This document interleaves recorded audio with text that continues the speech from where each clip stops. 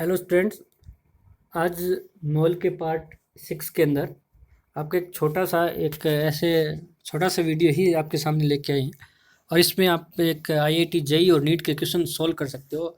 Very important है, इसलिए मैंने सोचा कि मोल के साथ इसको मैं करवा देता हूँ। तो इसमें आपका एक टॉपिक है स्टोक्योमेट्री। और ये स्टोक्योमेट्री जो है इसको सोल्व कैसे किया जाता है, मोल मेथड से, मास मेथड से और पीओएससी से। हम इसको वन बाई वन देख लेते हैं क्या क्या होते हैं। बहुत आसान है, जो आपको अच्छा लगे उस एक मेथड से कर लेना। एक क्वेश्चन इस तरह का हर साल आईआईटी जेई के अंदर और नीट के अंदर पूछा जाता है बच्चों। तो इसमें आपको ये देखना है कि जो मैंने मोल टॉपिक करवाया है, आप यकीन मानिए जब ये जो मोल टॉपिक मेरा कंप्लीट हो जाए तो सभी पार्ट देख के उससे रिलेटेड आपने क्वेश्चन करके देखने हैं। और उसके बाद आपको 20 साल के पीछे के आपको आईआईटी जेई के और नीट के क्वेश्चन पेपर उठा के देखने हैं। और आपको ये देखना है कि जो मैंने करवा रखा है उसमें से आपको कितना आ रहा है। यकीन मानिए सभी क्वेश्चंस आपके इसी टाइप के मिलेंगे, ओनली आपकी स्टेटमेंट क्या हो सकती है, चेंज हो सकती है। ठीक है बच्चों, पहले हम बात कर लेते हैं कंसेप्ट ऑफ स्टोक्योमेट्री के हिसाब से। How to read the balanced reaction given in the equation. सबसे पहले तो आपको इक्वेशन ब्लेंस करनी है। आपको ब्लेंस कभी लिखी हुई नहीं मिलेगी, आपको मिलेगी N2 plus H2 to form NH3। अब आपको होगी जी ब्लेंस करने में टाइम लगेगा और ब्लेंस करनी नहीं आई तो उसके लिए भी मैं आपको वीडियो में लास्ट में बताऊंगा। तो लास्ट तक इस वीडियो में बने रहिए, आपका वो भी सॉल्यूशन किया जाएगा। तो यहाँ पे इक्वेशन को ब्लेंस करना है इस तरह से, आपकी इक्वेशन ब्लेंस हो जाएगी। इसका मतलब क्या है, इसको पढ़ना आना चाहिए। इसके आगे 1 लगा हुआ है, इसका मतलब 1 मोल नाइट्रोजन का और 3 मोल हाइड्रोजन के आपस में रिएक्शन करेंगे, तब आपके पास जाके क्या बनेगा, 2 मोल NH3 का बनेगा। यानी 1 मोल नाइट्रोजन का और 3 मोल हाइड्रोजन के मैं आपस में कंबाइन करवा दूं, तब मेरे पास 2 मोल किसके बनेंगे, अमोनिया के बनेंगे। In case of gases we can also use volume instead of moles. ये मैं पीछे वाले लेक्चर के अंदर भी बता चुका हूँ कि आप मोल की जगह पर वॉल्यूम ले सकते हो, पर किस केस में, जब आपके पास ये गैसेज हो। मेरे पास अभी गैसेज ही थी, नाइट्रोजन तो गैस था, हाइड्रोजन भी गैस थी, अमोनिया भी आपके पास कैसी होती है, गैस होती है।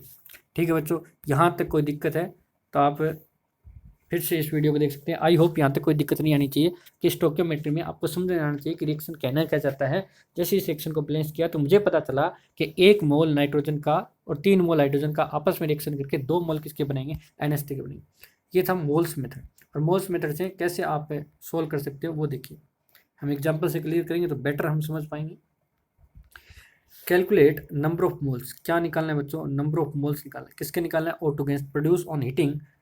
अगर मैं इतने ग्राम के ClO3 को हीट करूं तो आपके पास बताने कितने मोल आपके पास ऑक्सीजन के प्रोड्यूस होंगे। ग्राम दे रखा और मोल में पूछा है, बात तो अच्छी है। चलिए इसको सोल्व कर लेते हैं, क्या आंसर आता है। अगर आपके पास ये रिएक्शन दिखाई दे रही है KClO3 KCl प्लस O2, सबसे पहले तो इसको बैलेंस करना पड़ेगा। तो ये जो मैं बॉक्स में रिएक्शन कैद कर रहा हूँ, ये आपके पास बैलेंस है। सबसे पहले बैलेंस रिएक्शन होना बहुत जरूरी होना चाहिए। हर क्वेश्चन को मोल से होकर गुजरना पड़ेगा, मैं पहले दिन से बता रहा हूँ। हर क्वेश्चन को किससे होकर गुजरना पड़ेगा, मोल से। अब देखिए किसकी बात नहीं कर रहा, KCl का कोई रोल नहीं है। ये तो कह रहा है कि कितना O2 प्रोड्यूस होगा इतने ग्राम में KClO3 लो, पोटाशियम क्लोरेट लो, तो KCl को हटा दीजिए। इसका मतलब 2 मोल KClO3 के कितने मोल देंगे, 3 मोल O2 देंगे। कितने मोल O2 देंगे बच्चों, 3 मोल O2 देंगे। तो मुझे ये पता है कि 2 मोल KClO3 के कितने मोल ऑक्सीजन के देंगे, 3 मोल किसके देंगे, ऑक्सीजन के। 1 मोल कितने कर देगा, कितने ऑक्सीजन देगा, 3/2। अब मुझे ये पता चल जाए कि ये KClO3 है कितना, तो पहला तरीका तो मोल से है। तो मोल से हम क्या करेंगे, given mass divide by molar mass निकाल लूँगा। क्या निकाल लूँगा, नंबर ऑफ मोल्स निकालने का फॉर्मूला क्या बच्चों, given mass divide by molar mass. Given mass कितना है, 12.25 ग्राम दे रखा है बच्चों, डिवाइड बाई मोलर मास कितना है, देखो डायरेक्ट में लिखा हुआ है, एग्जाम में भी ऐसा लिखा मिलेगा। और ये क्वेश्चन भी एक बार पूछा जा चुका है, 122.5 ग्राम। इसको सोल्व करेंगे, नंबर ऑफ मोल कितना आ जाएगा, 0.1। तो 0.1 मोल के ClO3 कितनी ऑक्सीजन गैस प्रोड्यूस करेगा, तो मैं क्या कर दूंगा 0.1। तो ये आ गया मोल में। किसमें आ गया बच्चों, मोल में। क्लियर हुआ कि नहीं हुआ, ठीक है।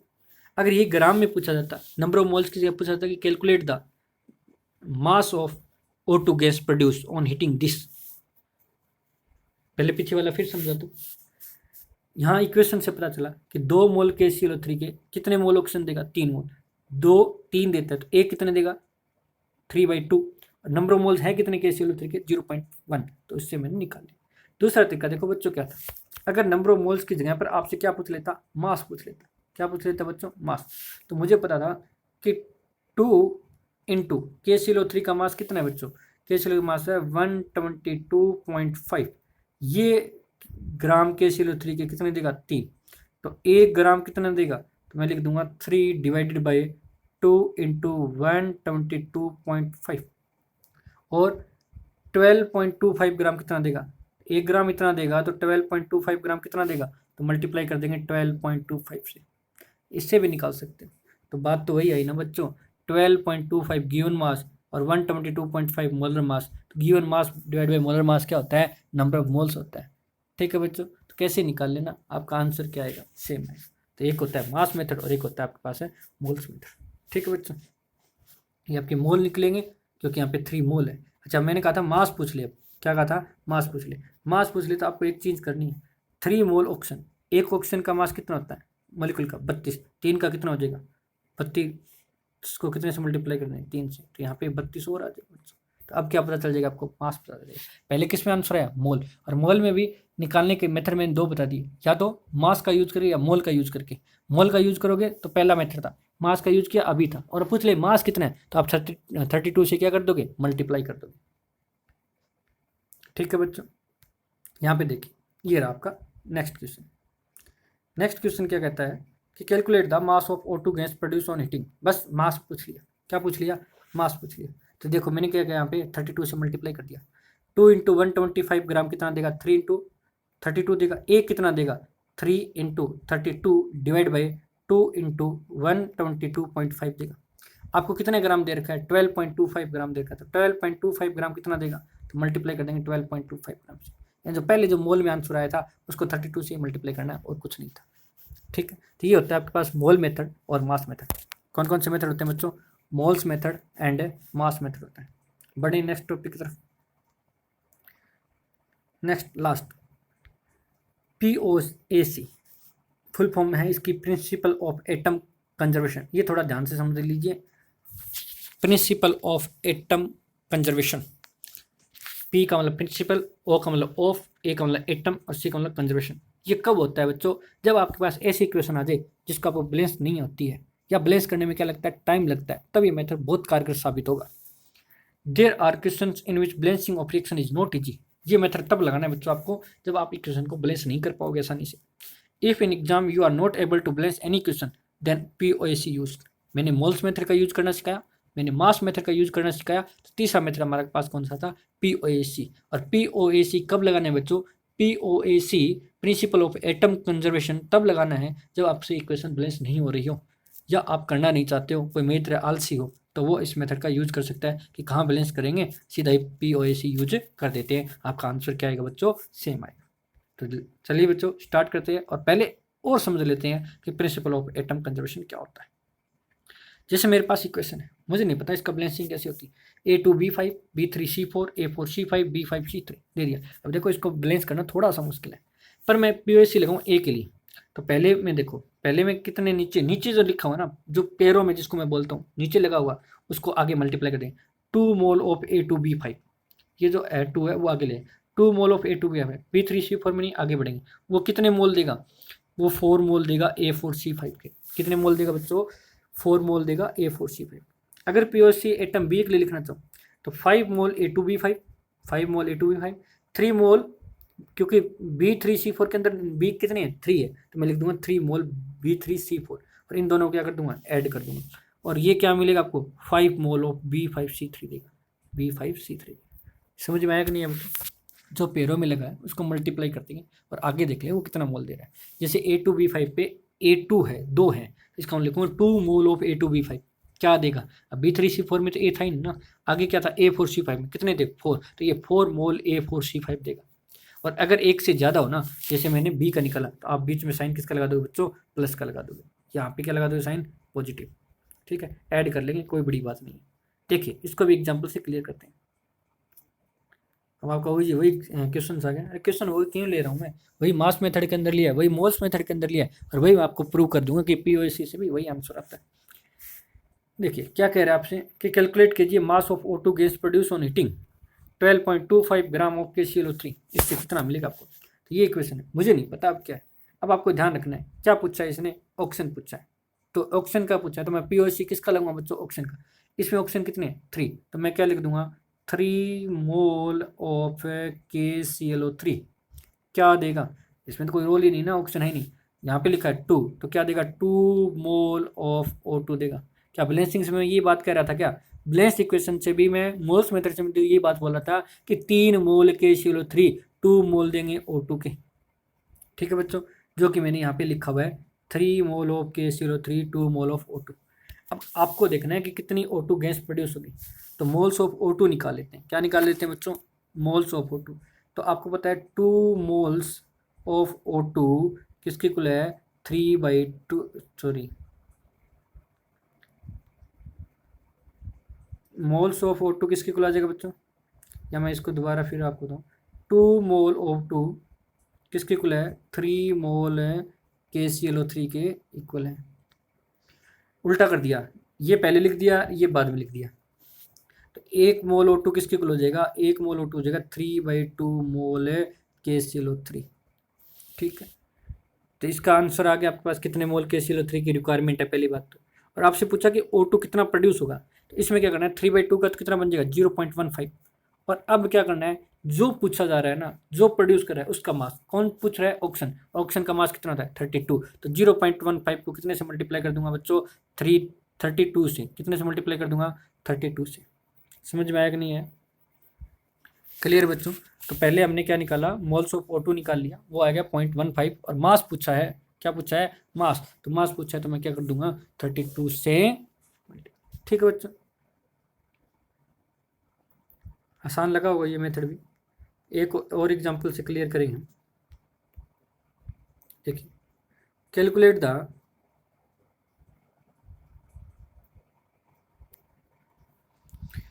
calculate the volume of CO2 gas produced at STP by complete combustion of 570 gram of octane।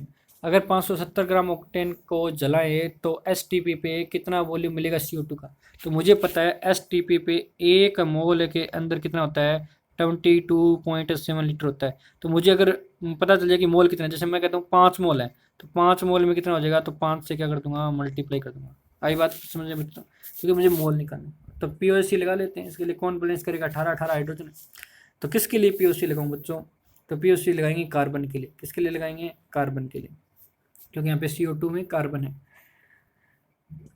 आगे ऑक्टेन है, और ऑक्टेन के अंदर ऑक्सीजन है ही नहीं, तो केवल कार्बन के लिए लगेगा। तो कार्बन के लिए अगर POC लगाएंगे तो यहाँ पे 8 मोल C8H18 कितने मोल देगा बच्चों, 1 मोल CO2 का देगा।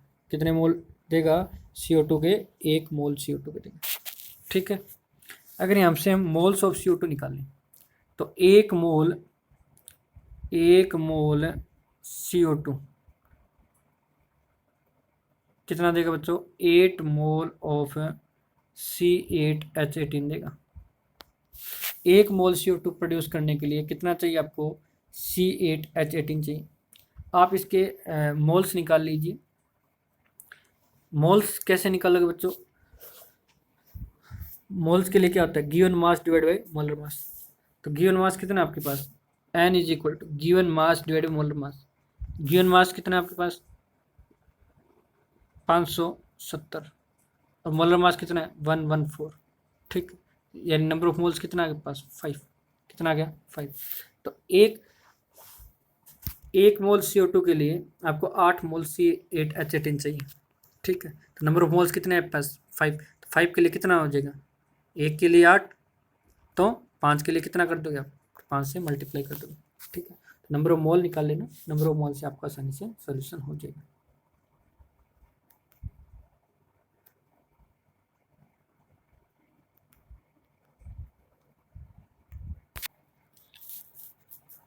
देखिए बच्चों, इसमें हम क्या कर रहे थे,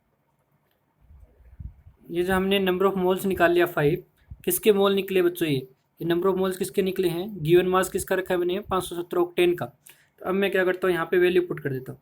मेरे पास नंबर ऑफ मोल्स कितना आ गया 5, तो मोल्स ऑफ C8H18 कितना आ गया मेरे पास 5, पूरे मोल्स ऑफ C8H18 5 रख दूंगा is equal to 1 mole of CO2। तो कितने मोल CO2 प्रोड्यूस हुआ भाई? 40 मोल। नंबर ऑफ मोल किसके निकल गए? मोल ऑफ CO2। कितना आंसर आ गया आपके पास? 40। अब आपको पता है एक मोल के CO2 के अंदर कितनी लीटर गैस होगी? 22.7। तो 40 के अंदर कितनी होगी? तो आप 22.7 को 40 से क्या कर दोगे? मल्टीप्लाई कर दोगे। 40 से क्या कर दोगे बच्चों? मल्टीप्लाई। तो आपका आंसर आ जाएगा। समझ आया बच्चों? POC से मुझे क्या पता कि 8 इंटू मोल ऑफ C8H18 आपका 1 मोल CO2 का देगा। तो मुझे मोल ऑफ C8H18 पता चल जाए और वो निकाल सकता हूँ, क्योंकि मुझे 570 ग्राम ऑक्टेन गिवन मास और mass molar mass of octane 114।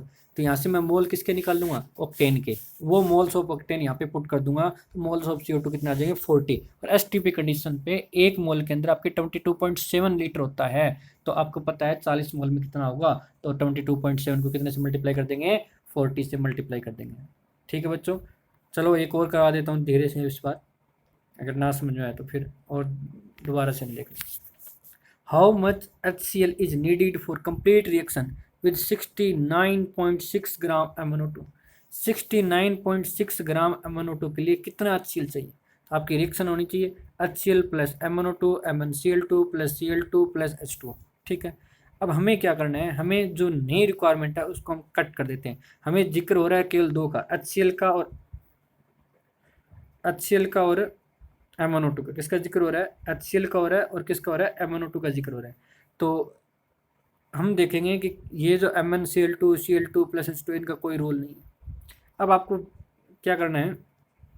अगर आपको यहाँ पे देखना है तो बैलेंस करने के बाद आपको पता चला कि 4HCl क्या हो गया? पास है 4HCl मोल HCl रिएक्ट करेंगे कितने के साथ? 1 मोल MnO2 के। हमें तो क्या दे रखा है? मास दे रखा है। तो मास लगा लेते हैं भाई। 4 इंटू HCl का मास कितना दे रखा है? ऊपर देखिए 36.5 ग्राम HCl रिएक्ट करेगा 1 मोल। तो इसका 1 मोल MnCl2 का कितना होता है? सॉरी ये थोड़ा मिस प्रिंट है। आपको MnO2 जो रिएक्ट करना था यहाँ पे MnO2 का मोलर मास आना चाहिए था। ठीक है, थोड़ी सी ठीक करना। तो 87 ग्राम मान लो MnO2 आ गया। तो आपको पता है 87 ग्राम MnO2 के लिए कितना चाहिए आपको? 4 इंटू 36.5 ग्राम HCl चाहिए। 1 ग्राम के लिए कितना चाहिए? तो 87 से क्या कर दोगे? डिवाइड कर दोगे। आपके पास आंसर कितना है? 69.6। तो इसको क्या कर दोगे आप? 69.6। ये आपके पास क्या आ जाएगा? आंसर आ जाएगा 69.6। आई बात समझे? क्लियर हुआ? तो यहाँ पे ये जो स्टेटमेंट है इसमें क्वेश्चन के स्टेटमेंट में प्रॉब्लम है। या तो MnO2 की जगह पर MnCl2 आना चाहिए था, या फिर मोलर मास किसका पता होना चाहिए था? MnO2 का पता होना चाहिए था। ठीक है बच्चों, तो आप इसकी स्टेटमेंट दोबारा से और क्वेश्चन आप ट्राई कर सकते हो। तो आज के लिए इतना ही। थोड़े से क्वेश्चन आपको कराए 2-3 बिल्कुल सिंपल से थे। आप एक बार ट्राई करना, बुक उठाओ, उसमें क्वेश्चंस आपको दिए हुए हैं, उससे आपको पता चल जाएगा किस तरह से आप इसको सोल्व कर सकते हो। तो आज के लिए इतना ही। थैंक्स बच्चों।